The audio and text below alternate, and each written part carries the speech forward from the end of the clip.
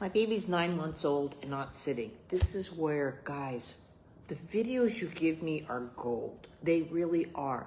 You have to learn to have people see movement because there's big telltale signs and warnings with this one that really are going unnoticed by your pediatrician. I don't like the way that the hips are lining up.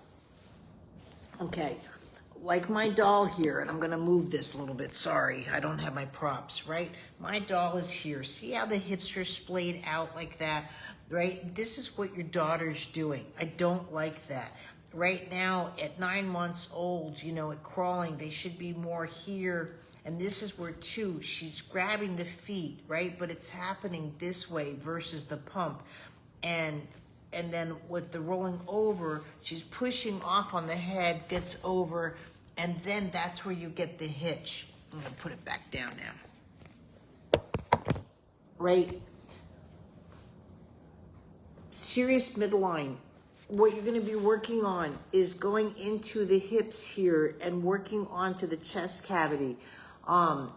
I want you to work on the sitting course, but I'm concerned, and the video I'd like to see is just what sitting looks like, right? And that's what you need to do and get that midline crossing. So I would start with the sitting course, but I have a feeling she's not independent sitting because there's something up with the hips.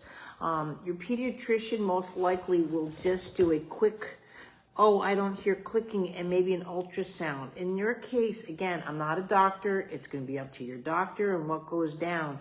I'd be watching this for possible hip x-rays to make sure there's not something in there where sitting is not possible.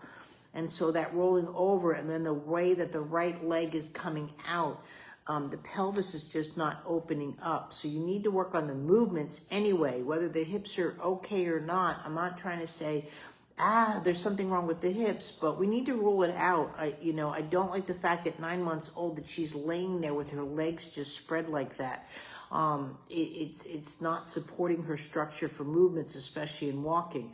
And I don't want a minor issue to be overlooked.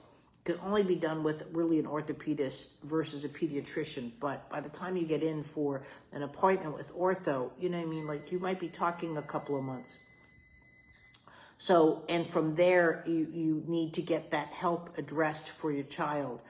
Meanwhile, I would go back really to the grabbing the feet course and work your way through with the independent sitting and then the all fours, because we've got to get her sitting. She's got to have that experience. You might find it a little bit better too to do it where she's sitting, like say on your lap, right? If there's issues with the hips and that, this is a much better way of working with your child to be working in independent sitting than necessarily on the table, especially if there's, again, concerns with the structure of the hips before we get that ruled out. Thanks.